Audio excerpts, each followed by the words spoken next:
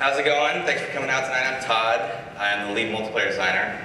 Everyone knows Robert. I'm Robert Bowling. I'm the community manager. So I'm sure you guys are anxious to get in there and start playing. We wanted to give you a quick overview of sort of the design philosophy for Modern Warfare 2. Basically, when we started working on it, we didn't want to just make another sequel. So we sort of stripped everything out, started from scratch, and just built a new game, the game we wanted to play.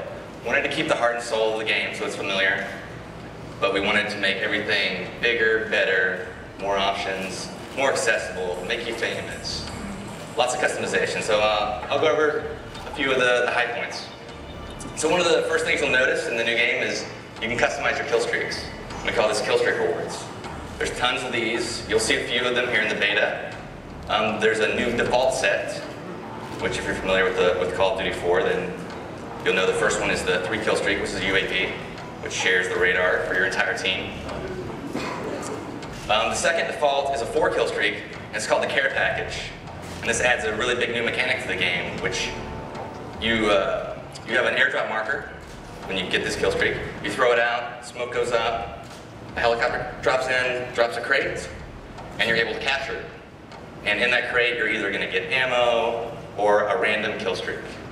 And they're all weighted, so you know the lower kill streaks are more common, but you could possibly get an AC-130 and start nuking people out of the sky.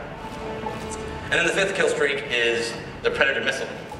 And that is basically a remote control missile that you control. You open up your laptop, you're on the ground, you got a few seconds to see the bad guys and blow them up. So there's a lot of different ways to play. And a lot of these are unlockable. You get to choose the order you unlock them, which is a new mechanic as well. And there's more than you'll see tonight, but some good stuff. Another new thing that we added was the call sign. You might have seen this in some of the videos that we released. Basically, the call sign is another way to show off how cool you are, make yourself famous. So it shows your gamer tag.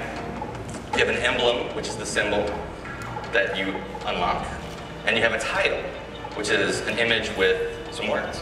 So basically, the way you play is the more things you do, the more of these you're going to unlock for that thing.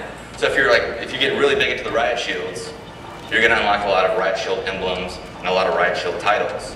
And you'll unlock some tonight, and you'll see what it's all about, and it's a cool way to, you know, sort of personalize the game for yourself. And when you do something cool in game, these call signs pop out for everyone in the game, so they know.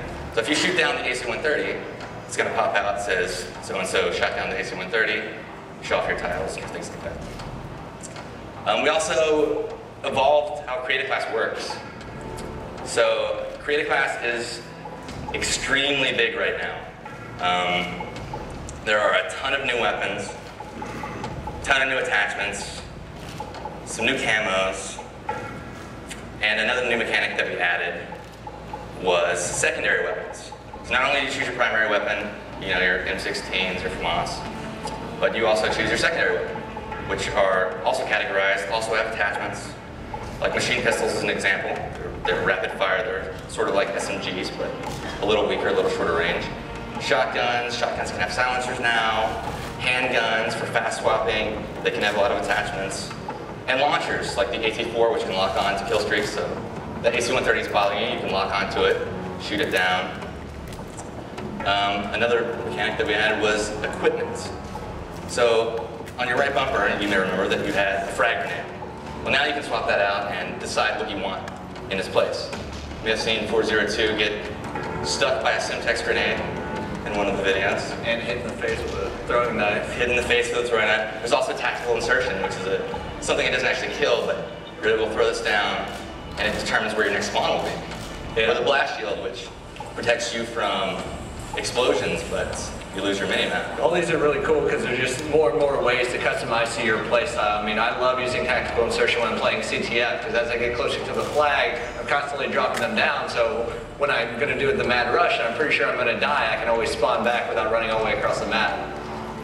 Same with the kill streaks. I use them. I'll typically have a loadout that is per game type. So just like in my CTF class, I'll have tactical insertion in my equipment slot. I will also customize my kill streaks around that because I want something that's fast and effective if I'm playing an objective game type, or if I'm playing something like TDM and it's all about kills, then I want something that's user control that I can get up there and be in control of. Right. And another good thing to note about all this stuff is we have two basic philosophies that we incorporate into everything we're adding into the game. So we have to make sure it's fun, which is obvious, and we also make sure that it's balanced, and there are counters to it, and there are ways that this isn't the thing that's going to break the game. So if you see that guy that's using a tactical insertion, you're actually able to go up and break it, you can shoot it, you can make it blow up, or you can wait behind it, wait for the guy to spawn, and then shoot him in the back. And there's all these different balances that you'll see when you play the game. Like, try out the riot shield when you're next door playing, and you'll see that you can't shoot when you have the riot shield out. It's slow to swap, but you block bullets, so it's really cool. There's a lot of new perks. Perks can upgrade now. The more you use the perks, much like the weapons last game, they upgrade. So you can take your hard line, which is get a kill streak for one less kill, but you're giving up your stopping power. And you can make your death streaks one less. So, for example, a death streak is also a new concept that you choose per class. Copycat is a good example.